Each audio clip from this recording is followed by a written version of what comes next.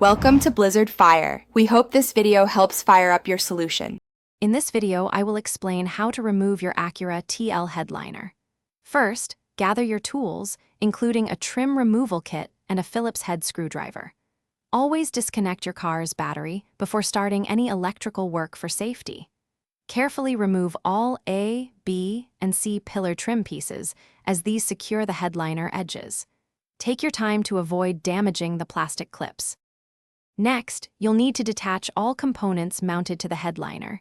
Unscrew the sun visors and their corresponding clips. Carefully disconnect the dome light and map light assemblies, often held by screws or clips. Don't forget to remove the grab handles and any coat hooks. Keep track of all screws and small parts to simplify reinstallation later. With all attachments removed, the headliner should now be loose.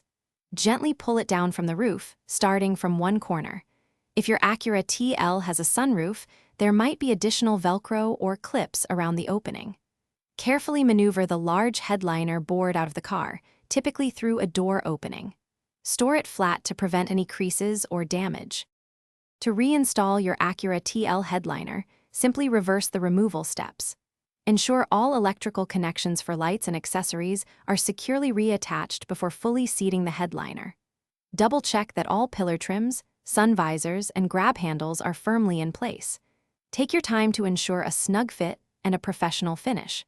For more great deals and product links, including that Little Tree's black ice, check the description below the video. Thanks for watching. If you found this helpful, don't forget to like and subscribe.